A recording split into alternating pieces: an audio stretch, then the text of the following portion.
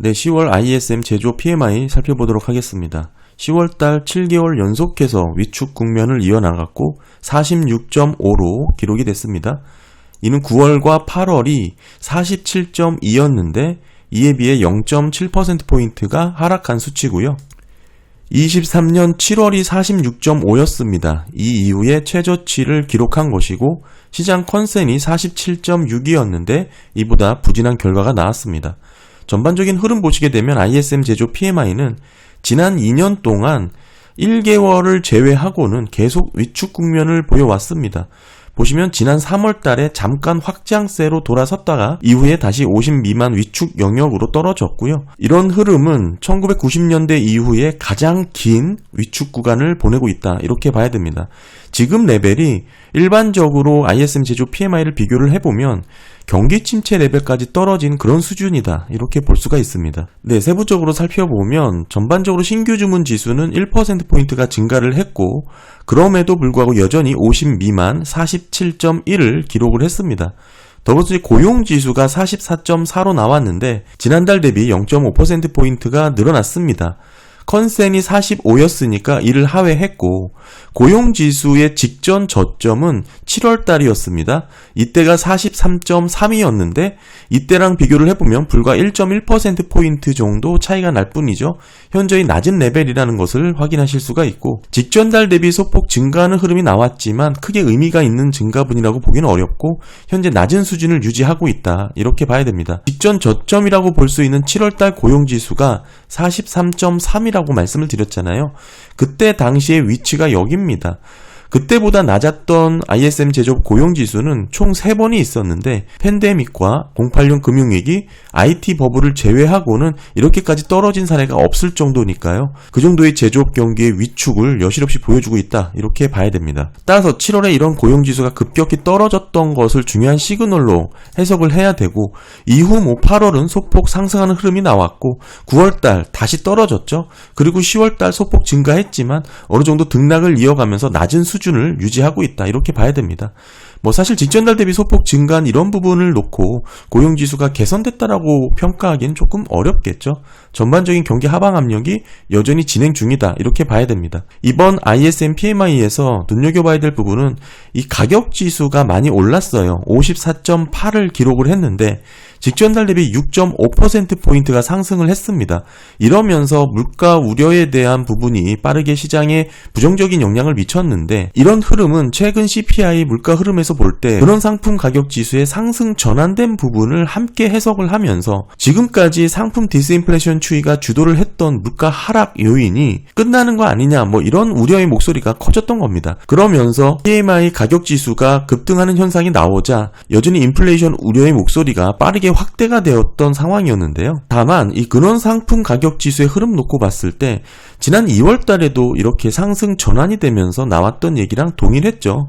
그동안 잘 하락하던 상품 디스인플레이션 추이가 끝나는 거 아니냐, 이런 얘기가 많이 나왔지만 이번에도 마찬가지 그런 흐름이 일시적 흐름으로 보고 있습니다. 그 이유 자체가 최근 그런 상품 가격 지수에 많은 영향을 미쳤던 것은 보시면 신차, 중고차, 그리고 자동차 부품에 대한 가격 흐름인데 전월 대비 급격히 상승한 흐름을 대체적으로 다 보여줬거든요. 이게 왜 그러냐면 중고차 가격이 7월달 일시적 상승 국면이 있었습니다.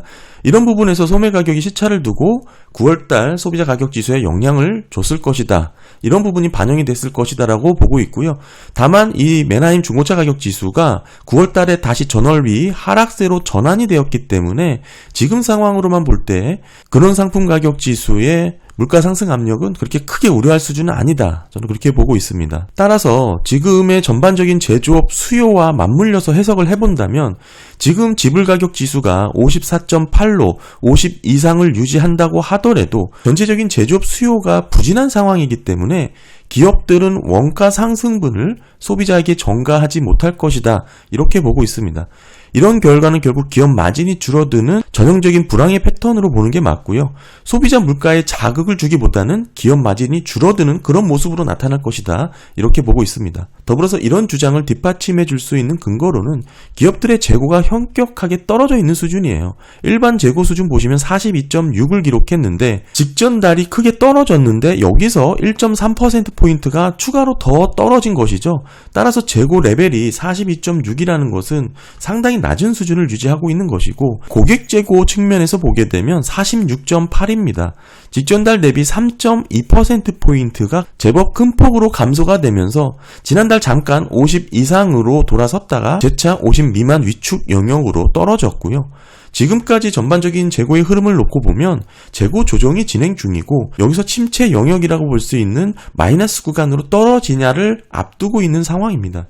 고객 재고라고 하면 전반적인 완성품 비율이 높을 테고 일반 재고는 원자재 중심의 비중이 높을 텐데 일반 재고, 고객 재고 모두에서 본격적인 수요 급감이 나타났다는 것을 해석해 볼 수 있는 그런 재고의 감소 현상이 뚜렷하게 나타났고요. 결론적으로 정리를 해보면 이렇습니다.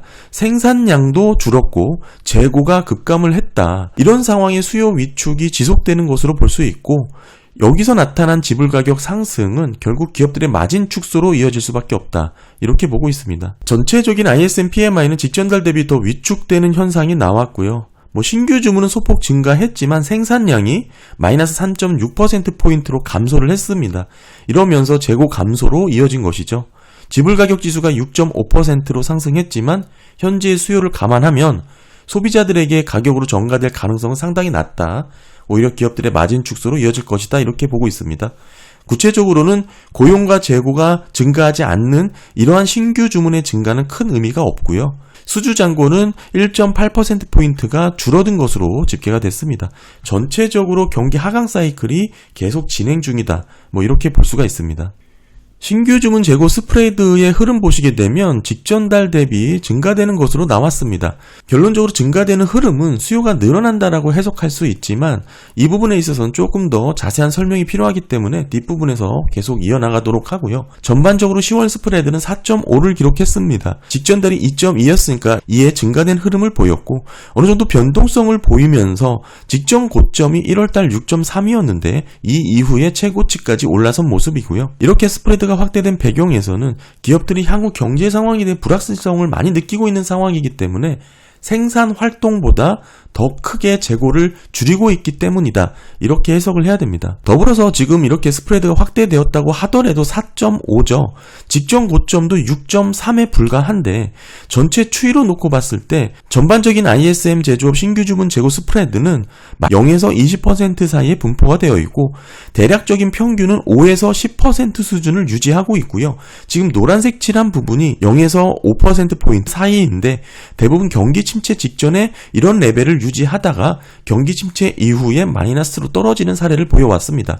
지금 증가되었다고 하더라도 4.5죠. 0에서 5%포인트, 즉 낮은 레벨에서의 등락을 이어나가고 있는 상황이다. 이렇게 볼 수가 있고요. 전반적으로 기업들은 신규 주문과 재고 관리의 흐름을 놓고 보면 경제 활동을 평가할 수 있는 가장 앞선 지표 중에 하나입니다.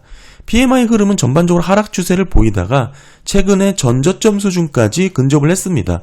지금 46.5는 46.7, 46.4, 46에 달하는 직전 저점 부분까지 떨어져 있는 레벨이고요. 여기서 직전 달 대비 더 떨어져 있는 흐름, 강한 하락세가 이어지고 있다. 이렇게 볼 수가 있고 10월달 신규 주문 스프레드의 4.5로 집계된 이런 반등은 경기 확장 구간에서 나타나는 스프레드 확장이다. 이렇게 볼 수가 없습니다. 신규 주문이 재고 증가폭을 상회하는 패턴으로 나타나야 경기 확장 구간에서의 스프레드로 해석을 할 수가 있는데 지금은 이런 부분이 아니라는 것이죠. 뒤에서 조금 더 설명을 드릴 거고요.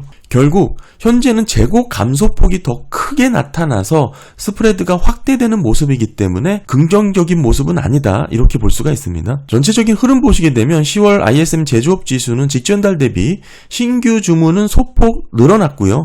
고객 재고는 감소하는 모습이 나타났습니다. 파란색 음영이 이어지고 있는 구간이다. 이렇게 볼 수가 있는데 이 파란색 음영은 경기 하강 사이클을 그리고 있고요. 대체적으로 신규 주문은 감소하는 흐름, 고객 재고는 증가하는 흐름이 이어지고 있습니다.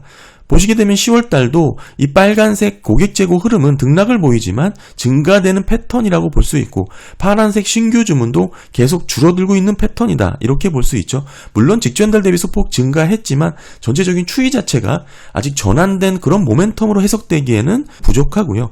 보시게 되면 경기 확장 구간은 이 노란색 패턴이 나옵니다. 신규 주문과 고객 재고가 함께 동시에 증가하는 그런 흐름이 나타난다는 것이죠. 따라서 당시 구간에는 제조업이 회복된다라는 전망이 많았고, 이런 흐름이 24년 상반기 내내 S&P 글로벌 제조업이 50을 상회하는 그런 확장 구간을 나타내기도 했습니다. 더불어 ISM 제조 PMI는 50을 넘어 확장 구간이 나타났던 게 3월달 한 달 반짝 그렇게 나타나기도 했었죠. S&P 글로벌과 ISM 이런 차이가 나타나는 것은 S&P 글로벌 미국 사업장에 제한돼서 미국 영토 내의 사업장을 대상으로 조사를 하기 때문이고, ISM 같은 경우에는 다국적 기업을 포함한 유럽, 아시아 전반의 해외 현지 공장을 포함해서 조사를 하고 있기 때문에 그렇습니다. 그럼에도 시장에 미치는 영향력은 ISM이 훨씬 크고요. 따라서 지금 레벨은 현재 신규 주문 재고 스프레드가 증가하는 이런 모습이 나온다고 하더라도 전반적인 수요가 늘어나는 긍정적인 지표의 해석으로 보기에는 좀 어렵고요. 오히려 경기 하강 사이클이 계속적으로 이어지는 흐름으로 해석을 해야 됩니다. 결국 신규 주문 재고 스프레드가 수요의 증가를 의미하기 위해서는 고객 재고와 신규 주문이 동시에 늘어나는 이런 노란색 음영의 패턴이 나타나야 된다 이렇게 봐야 되겠죠. 결국 다음 달부터 계속적으로 함께 증가하는 흐름이 나와야 실제 제조업이 회복된다는 평가를 할 수 있고요. 다만 다음 달 흐름으로 볼 때 이 고객 재고는 오히려 소폭 늘어나는 흐름이 나올 가능성이 높겠죠. 전반적인 추이상 그런 흐름이 나타날 가능성이 높고, 이 파란색 신규 주문도 이번 달은 직전달 대비 증가했지만 다시금 소폭 감소하는 흐름이 나올 여지가 더 크다 이렇게 볼 수 있습니다. 더불어서 지난 2년 전의 경기 하강 사이클과 최근의 흐름을 비교해 보더라도 2년 전과 달리 신규 주문은 줄어드는 패턴이 나오지만 고객 재고의 증가분 폭은 상당히 약해진 상황입니다. 그만큼 기업들 입장에서는 향후 경기 전망에 대한 불확실성이 더 커졌다 이렇게 볼 수가 있겠죠. 고객 재고는 전달 대비 마이너스 3.2% 감소하는 흐름을 보여주고 있습니다. 올해 초 매우 낮은 수준을 유지했고, 이런 부분이 제조업 전반의 생산 업력을 높이는 흐름이 나왔죠. 그러면서 PMI가 반등하는 흐름도 나왔었고, S&P 글로벌 기준입니다. 이게 고객 재고와 PMI는 역의 상관관계를 보이고요. 다만 고객 재고의 레벨을 보면 현재 해석할 수 있는 부분은 두 가지로 정리를 할 수가 있는데, 경기 확장을 전망해도 재고가 증가를 하겠죠. 더불어서 경기 불황에서도 재고가 늘어나는 흐름을 보입니다. 단순 재고량으로만 평가하기는 어렵다 이렇게 말씀을 드리고 있고, 전반적인 제조업 업황의 흐름을 함께 반영해야 된다고 꾸준히 말씀드리고 있습니다. 따라서 현재는 경기 불확실성으로 인해서 재고 축적에 매우 조심스러운 모습이 이어지고 있다. 이런 모습은 고객 재고가 줄어들고 일반 재고는 물론이고 제조업 생산량까지도 함께 줄어드는 흐름이 나오면서 신규 주문이 소폭 늘어난 부분을 모두 덮어버리는 그런 부진한 모습으로 이어졌습니다. 따라서 제조업 업황이 바닥에서 본격적인 회복 국면으로 추세가 강하게 반전되기 위해서는 재고 증가와 신규 주문의 증가, 더불어서 수주 잔고의 증가가 함께 나와야 되겠죠. 여기에 배송 시간이 느려지는 그런 흐름도 함께 나타나야 되고요. 이번 달 변화를 보게 되면 고용은 소폭 늘었지만 큰 의미가 있다고 보기는 어렵고, 신규 주문이 늘었죠. 하지만 두드러진 증가폭은 아닙니다. 그럼에도 생산량은 줄었고 수주 잔고는 줄었고 재고도 줄었습니다. 따라서 현재는 수요가 위축 국면으로 계속적으로 약세를 보이는 흐름이 이어지고 있습니다. 신규 주문 부분만 조금 확대해서 살펴보면 10월달 소폭 반등을 했습니다만 47.1이죠. 여전히 2년 동안 유지되어 오던 박스권에 위치를 했습니다. 지난 2년 동안 신규 주문은 45와 50 레벨의 정체된 흐름을 보여왔는데 지금도 그런 흐름을 이어나가고 있다. 다만 특이하게 과거랑 비교를 해보면 재고 수준은 현격하게 레벨 다운이 된 것을 확인하실 수가 있죠.